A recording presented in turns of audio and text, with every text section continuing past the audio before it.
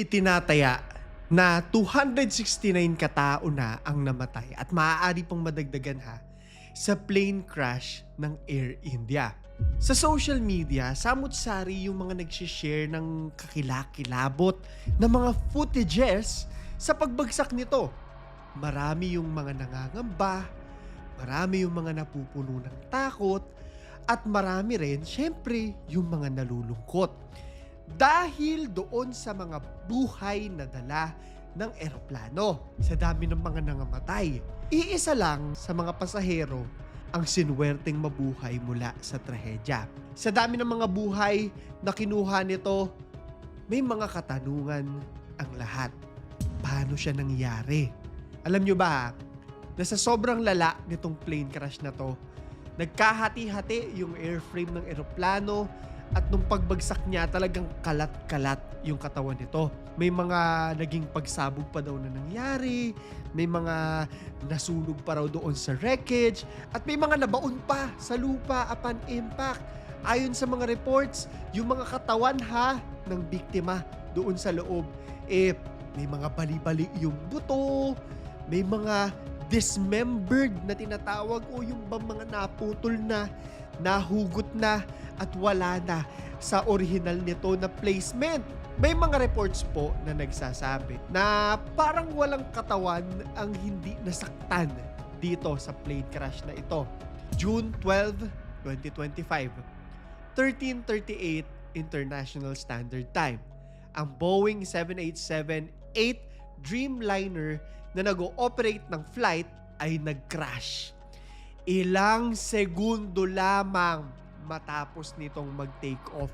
Segundo Sakay nito ang 230 na pasahero at 12 na crew members. Kung i-add mo, di ba mas marami pa yung mga namatay? Mamaya kukwento natin yan. Isa-save din natin yung kwento nung nag-iisa na nabuhay sa trahedyang ito. Maybe sa mga susunod nating upload. Sinabi nila na ito raw ang unang fatal crash at hull loss na tinatawag involving 787 Dreamliner. Hindi ko po alam kung mapapakita namin sa inyo yung mga footages, pero mapapakita naman natin dito yung mga struggles ng pag-angat nito sa ere. Gusto ko lamang po na maghanda kayong lahat sa kwento natin ngayong gabi. At gaya ng palagi kong sinasabi, hinga po tayo ng malalim Ang kwento natin ngayong gabi ay ang trahedya ng Air India Flight 171. Hahati-hatiin natin yung kwento sa pamamaraan na mas maiintindihan natin ito. Nakahimay-himay, kumbaga. Uumpisahan natin sa kung ano ba muna itong Air India Flight 171. At susundan natin step by step yung timeline nito. Kung paano ito napunta sa sitwasyon kung saan merong mali sa pangyayari. Kaya ito nag-crash. Ang Air India Flight 171 ay isang passenger flight na operated ng Air India mula sa Ahmedabad Airport sa India. Patungo raw ito ng London Gatwick Airport sa United Kingdom. Ito yung mga larawan nito bago ang trahedya. Alam naman po natin yung history ng India at saka nung UK, no? Marami raw sa mga pasahero yung pauwi lang galing sa pagbisita sa kanilang mga pamilya or vice versa. May mga papunta pa lang ng UK para bisitahin yung pamilya nila. Tinataya na 9 hours dapat yung oras ng buong biyahe kung nakalipad man ito successfully. So 1:39 p.m. Ito yung oras ng take-off ng eroplano. Naka-schedule daw ito na lalanding ng 6:25 sa London. So sabi nila, okay na po, nakapasok na lahat, nabilang na, nakaset na yung mga staff, nakasakay na yung mga pasahero. 169 daw sa mga pasahero Indian nationals. 53 dito ang mga Breton. Merong 7 na Portuguese at may isa na Canadian. Samut-sari yung mga lahi dito sa flight na ito. So okay na lahat. The flight is now taking off. At ilang segundo lang ang makalipas, Mayday. Sabi sa mga datos ng Flight Radar 24, sinearch ko po kung ano siya. Basically, isa tong internet-based service na nagpapakita ng real-time aircraft flight tracking information sa mapa. So, parang kang nag-Google Maps. Parang ganon, basically. Pinapakita nito yung eroplano, nakatrack. Gumagalaw siya doon nang bigla-bigla. Nawala ito doon sa kanilang tracking. So, papataas yung eroplano at umabot na raw ito ng 625 feet nung bigla na mawala yung signal nito dahilan para hindi na siya matrack. Ayon doon sa tracker at ayon din sa kanila na nag-umpisa itong bumalagsak sa lupa na merong bilis na 475 feet per minute. Imagine mo kung gaano kataas yung 475 feet at babagsak ka sa loob ng 1 minuto lang. Ang bilis talaga po nun. Ngayon, siguro yung mga tao sa loob, medyo nag-uumpisa na magpanik. Mararamdaman mo naman kasi yun, di ba? Yung mga staff, nare-realize na nila na merong mali. Kaya gumawa na sila nung Mayday na tinatawag para sa air traffic control. Yun yung, sa mga hindi po alam, I'm sure familiar naman kayo, pero yun yung distress signal. Okay, parang yun yung cry for help. Parang gano'n. Malalaman kaya natin kung ano yung sitwasyon ng mga pasahero sa oras na ito? Mamaya sisilipin natin yan. Mariretrieve ba nila yung black box na tinatawag? Sa mga hindi po familiar po ulit, no? Yun yung device na ginagamit sa mga aircraft na nagre-record nga ng flight data at kasama dito yung cockpit audio. So malalaman natin kung ano yung sitwasyon nila. Pero bago natin po silipin yan, eto na, ang crash landing. Alam nyo naman na to, pero ang dami po sa social media yung nagsishare ng kani-kanilang mga personal footages po. Mga pictures doon sa pagbagsak ng eroplano. Hindi ko po alam ha kung malalagay namin siya dito, but I think may papakita naman po namin. May mga bagay kasi na hindi pwede po sa YouTube. Anyway, marami yung mga nakakakita na habang bumabagsak ito, nag-umpisa daw yung tail na parang magsag, parang nalalaglag na. Honestly po, pinanood ko kasi yung yung CCTV mula doon sa airport. Ang madidescribe ko dito, alam mo yung parang kang nagpalipad ng papel na eroplano. Ngayon, hindi siya umangat, so bumaba din agad siya. Napakabilis lang po talaga. Parang ganon yung madidescribe ko na nangyari dito sa Flight 171. Sa mga footage po, makikita natin na bumagsak siya sa residential at academic zone ng Gujarat sa India. Makikita mo puro mga buildings talaga, puro mga tao talaga yung binagsakan. Kaya nakakalungkot siya. Sa likod lamang daw ito ng tinatawag na BJ Medical College compound at 4.2 kilometers lang ha? 4.2 kilometers lang yung layo mula sa airport. At ibig sabihin nito na hindi lang yung mga nasa eroplano yung namatay, kung hindi yung mga binagsakan din ito na residential area. Residential, ibig sabihin may mga nakatira. Sa ngayon lang ha, medyo bago pa po kasi yung kwento, iniimbestigahan pa siya, binibilang pa yung mga namatay po, or kumbaga ongoing pa yung investigasyon, kaya hindi pa po final yung mga numero na ibibigay ko dito. So yung mga parte, yung mga pirapiraso ng eroplano, makikita mo na alam mo yung malalim yung dahil sobrang lakas malalim yung impact nila, kahit nakahiwalay sila, kahit hindi yung buong eroplano yung bumugsak, talagang naka-ingrain doon sa mga building yung mga parts. Sabi nila na yung bulk daw ng eroplano nag-crash sa isang hostel. Tahanan daw ito para sa mga doktor na nagtatrabaho sa ospital. So parang doon yung mga resident doctors. Sa isang larawan pa po, makikita natin na nakahiwalay na yung wheel ng eroplano. Grabe. Tapos makikita rin natin na ang dami nang pumupunta po doon sa crash site. Nakikita na nila bago pa mag-crash. Mula sa mga bumbero, may mga ambulansya, meron din mga curious o yung mga miron na tinatawag po natin. Kanya-kanya rin silang kuha ng mga footages, ng mga picture doon sa nangyari. And just like that, kumalat ang kwento, binalita sa TV, pumutok sa social media. Ang dami po, agad-agad, breaking news. Air India, ganyan. Lahat po talaga.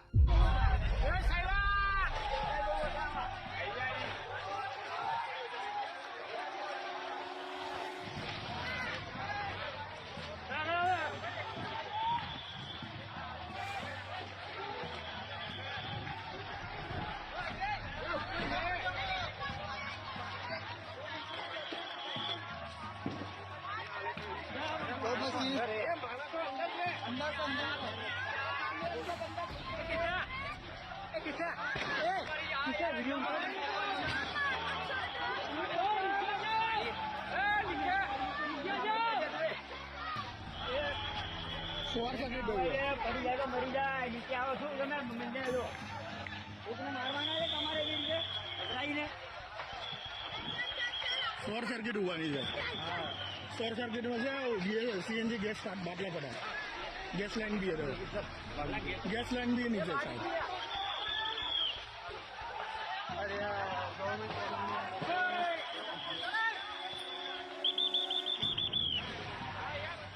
Sa lahat ng mga pinagpo-post po na ito, no, merong common sa mga komento.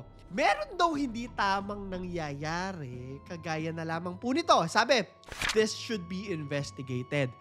Something ain't right, sabi niya. Hindi ko sinasabi po no, na tama ang lahat ng conspiracy theories ng mga tao dito, pero hindi po natin sila masisisi kung may mga conspiracy theories sila.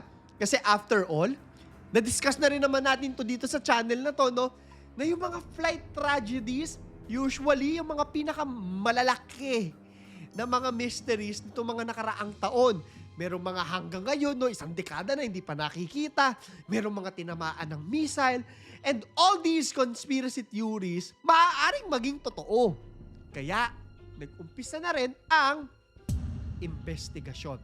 Agad-agad, sinuri muna nila, syempre, yung mga biktima, kinikilala nila, para masabi agad, no, mapayuhan agad yung mga pamilya. Of course, meron po kasi ng mga bangkay na mahirap nang matukoy kung sino. Kasi sabi ko nga sa inyo kanina, durug-durug na. Tanggal-tanggal na. Labu-labu na. Unless itetest po sila, di ba? Mga DNA. So yun yung una nilang goal. Kadikit po nun, syempre, yung casualties. Sabi ko nga, bukod dun sa mga himpapawid, yung mga nasa lupa, may mga namatay din po.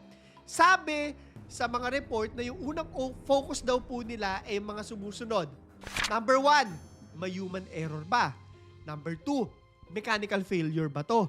Yung mismong eroplano ba? Yung may sira? Na-maintain ba to ng maayos? Ulitin ko lamang po na habang sinusulat at film ko po itong kwentong to, hindi ko pa po masasabi sa inyo kung ano yung nalaman nila dyan. Pero sabi nga nila, meron na ng mga usok na lumalabas.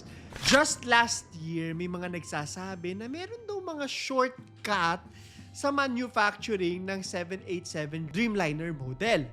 Ayon nito sa isang whistleblower. Pero hindi po tayo dyan magfo-focus ngayon dahil basically, wala pa pong napapatunayan. Nilagay ko lamang po itong mga kwentong ito for the context of the story. Dahil yan yung mga pinag-uusapan sa ngayon. Pero ito na-recover na yung black box. Sa ngayon nga lang, ang tanging masasabi ko sa inyo ay ibinigay ito sa mga otoridad. Hopefully by the end of this video, malaman na natin kung ano yung laman niya. Alam nyo, sabi nila, pagkatapos nito talagang bumagsak din yung shares doon sa stocks sa India, including syempre, yung iba ring mga airlines. At dahil din dito, nagkaroon ng usap-usapan. Dati na rin palang may crash sa Air India. This was in 2010 lamang. Nearly 15 years. 158 naman yung namatay. Sabi nila, may jet down na nag-overshot sa isang runway nila sa southern India. Which is nakakalungkot. Just imagine, syempre, as a company, I'm sure na binibuild ulit nila yung trust after something na ganitong pangyayari only for this to happen to them again. Pero, once is enough.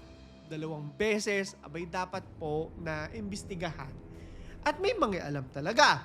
Magkakaroon lalo ng build-up yung galit ng mga tao dahil, eto pa ha, unti-unting lumalabas yung mga kwento ng mga biktima na humanize yung mga biktima doon sa loob. Lalabas sila sa social media at magbibigay tayo ng ilan sa mga pinaka-pinag-usapan. Gusto ko po muna na titigan ninyo ang larawan na ito. Larawang punong-puno ng mga ngiti, excited. Pag titignan mo yung mga mata nila, andun talaga yung saya. But at the same time, hindi mo maiiwasan na malungkot. The Joshi family story. Ang pamilya sa larawan ay ang pamilyang Joshi. Sa kaliwa, makikita natin yung larawan ng ama na si Dr. Pratik Joshi. Isa siyang radiologist sa Royal Derby Hospital. Sa kanan niya, makikita rin na nakangiti ang kanyang asawa. Sa kabilang dako naman ng aisle, mula sa larawan, kita ang tatlo pa nilang mga anak. Sila yung isa ngayon sa mga pinag-uusapan na biktima ng plane crash. Marami sa mga kapitbahay nila, mga katrabaho ng nanay-tatay, especially dun sa ama, nagsasabi na isa raw itong pamilya ng puno ng buhay, masayahin, jolly, yung ginagamit nilang term. At marami sa kanila yung shocked kasi wala na yung mga kaibigan nila na nasa larawan. Anyway, ito yung storya nila kung bakit sila nandoon sa eroplano. Sabi nila na si Dr. Pratik at Dr. Komi, yung asawang babae, ay nakasakay sa eroplano dahil gusto nila magkaroon ng panibagong buhay. Panibagong chapter nila to, dapat. Si Dr. Pratik, initially, nandun po talaga siya sa London naninirahan. Ilang taon na, which is para i-build yung kanyang career. Yung asawang anak niya, naiwan po sa India. Ganun talaga di ba minsan bilang magulang, kailangan talaga magsakripisyo para mas mabigyan ng magandang buhay yung mga anak. After 3 years, ready na raw sila na magkasama ulit. Plinano nila to. Si Dr. Komi, nag-resign na doon sa kanyang posisyon sa Pacific Medical College and Hospital sa Udaipur. Excited na siya makasama ang asawa niya ng permanente. Doon nila balak palakihin yung kanilang mga anak na isang babaeng panganay tas kambal pa na bunso. Ngayon, bakit ko nakwento kanina yung mga katrabaho nila? Kasi alam nyo ha, bago daw umalis, talagang nagkukwento kung gaano ka-excited itong nanay sa bago nilang buhay. Kinukwento niya bago siya magpaalam dun sa mga kaibigan na iiwanan niya. Ang hindi nila alam, iiwanan na pala nila itong mga ito ng tuluyan. Yung kwento nila ang patunay na in many ways, hindi talaga ikaw yung may-ari ng sarili mong buhay. Na kapag binawi yan sa'yo, wala ka na talagang magagawa. Pero ha, magwa 180 degrees tayo dito. Doon tayo sa kabilang banda ng kwento. Kung merong buhay na natapos, meron ding buhay ang ma-extend. Kung itong pamilya sinabihan ng Panginoon or ng universe na dito na matatapos ang lahat, meron namang isang babae na sinabihan na huwag ka munang sasakay sa eroplanong ito, hindi mo pa oras. The story of Bhumi Chauhan. Sa isang social media post, sabi, woman numb after missing deadly Air India flight by 10 minutes. Intro pa lang, plot na ng isang pelikula. Malaman na ang kwento. May mga interviews po siya. Tinanong siya kung anong nararamdaman niya sa nangyari. At sa mga interviews na ito, sinashare niya yung kwento niya. Sabi niya, dapat daw andun siya sa flight na pumatay sa napakaraming mga tao. Magsisingit lang po ako saglit ha. Actually, before continuing the filming of the second half of this video, nakakita po ako ng mga post na halos 300 na yung mga nangamatay. Tuloy natin. Kagaya ng kwento ng napakaraming mga namatay sa trahedyang to, sinabi ni Bhumi na bumibisita lang din daw pala siya dyan sa India para sa pamilya niya. At nung araw na yun, babalikan niya na dapat yung kanyang asawa. Nakatira sila sa London. Na-late daw siya ng 10 minuto. Bakit kanyo? Na-stuck siya sa traffic. Something as... Ganun lang kaliit. Ganun lang kababaw yung, yung pagiging late niya eh. Pero naligtas yung buhay niya. Pagdating niya raw doon, wala na daw eh. Papalipad na raw or nakalipad na yung eroplano. Pinipilit niya raw pumasok. Pero ang hindi niya alam na ito na pala yung pinakamaswerteng pagka-late ng buhay niya. So nasa boarding gate na raw siya. Pinalis daw siya kasi hindi na pwede, naka-ready na lahat. Ngayon, nung natanggap niya na, ay sige, hindi na po, wala akong makakasakay, nag-umpisa na raw siyang maglakad. Paalis na siya, nang bigla siyang may marinig na, boom! Yung eroplano, nag-crash na pala. Sabi niya, na yung utak niya raw, numb. Talagang naka-off na. Hindi na alam kung ano yung mararamdaman. Nangatog daw siya ng malala. Tapos yung legs niya, nag-shake na. Na-realize niya sa puntong yon, patay na dapat ako ngayon. Pero hindi pa. Nagpasalamat daw siya doon sa Mother Goddess, yun yung sinabi niya. Pero pag naiisip niya raw, syempre matatakot at matatakot ka talaga.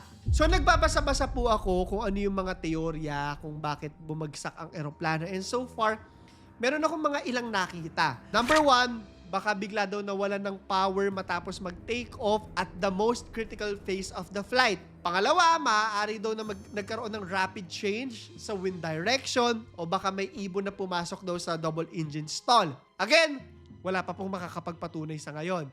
Pero, meron pong isang tao na makakapagkwento kung ano yung nangyayari doon sa loob ng eroplano habang bumabagsak ito. Nalala nyo kanina, di ba sabi ko sa inyo na merong isa na sinuwerteng hindi namatay sa trahedya. Sabi sa isang article, sole survivor reveals what happened in final seconds before Air India plane crashed. Pero bibitinin ko po muna kayo. Aalamin pa natin yung dagdag sa kanyang mga kwento. Mas maganda na ipagpatuloy natin ito sa panibagong episode kung saan mabibigay ko sa inyo yung buong pangyayari. Yung masasabi niya na lahat. Kasabay nito, may mga articles din, sabi ko nga sa inyo na yung na-recover na. Air India black box recovered after crash that killed 241 on board and several others on the ground. 241 pa dyan sa articles, di ba? Kung saan malalaman na rin natin yung POV ng mga tao, nagpapanik ba sila, nagsisigawan ba sila, nare-realize kaya nila na pabagsak sila? May isang bagay lamang po ang sure ako. At yan, yung takot nila habang nangyayari to. Iniisip ko pa lang, sa totoo lang, kinikinabutan na po ako. Sa likod po ng mga bangkay, ng mga salita na only one survivor, at nung katahimikan, pagkatapos nung crash, ng sigawan, maiiwan yung mga tanong ng paulit-ulit sa akin, and I'm sure sa inyo rin. Paano kaya kung tayo naman yung nandun? Paano kaya kung oras na natin, di ba? Paano kung yun na pala yung huli? Dahil sa totoo lang po, no, wala namang makakapagsabi sa atin kung ano yung yakap natin na huli na pala. Kung anong I love you natin, yung huli na pala. Kung ano yung mga babay natin, yung hindi na masusundan ng see you again, di ba? Kaya habang may oras pa po, naiyak ako, kainin nyo na yung mga paborito nyong pagkain. Sabihan nyo na yung mga mahal nyo sa buhay ng I love you. At kung marami sa atin chained sa takot, sa fear, sa inhibitions, bitawan nyo na hanggang maaga. Dahil sa mundo po ng katulad na sa atin, napakarami ng mga mabilis maglaho. Ang bilis na naikot ng mundo. Bawat segundo po, regalo. Hindi natin kontrolado po yung ending ng buhay natin, pero kontrolado natin kung gaano kabuhay ang bawat segundo. Ito yung isang payo na mabibigay ko po sa inyo, ha. As someone who has been drowned with thoughts of death, hindi dapat natin inuubos yung oras natin kakaisip kung paano ba ako mamamatay, paano pagpatay na ako, ano kaya mangyayari sa akin, bagkos ay kabaligtaran. Paano kaya natin gugugulin yung oras natin para mabuhay? Ganun lang. Meron po akong question of the day. Mag-like, subscribe at notification bell kayo. Medyo insightful po tayo, ha. Para sa 1,000 Gcash giveaway natin at ipapromote ko lang din po yung TikTok ko at saka yung Instagram ko. Tatanungin ko kayo, meron ka bang kwento tungkol sa isang mahal sa buhay kung saan hindi mo alam na ito na pala yung huling beses na makikita mo siya? Ano yung kwentong Flight 171 mo? I-comment mo sa ilalim. Samahan niyo po ako sa susunod na parte ng ating kwento at tignan natin kung ano ang na-experience, yung bangungot na na-experience ni Vishwash Kumar Pradesh. Ako po si Claro III at ito ang ating kwento.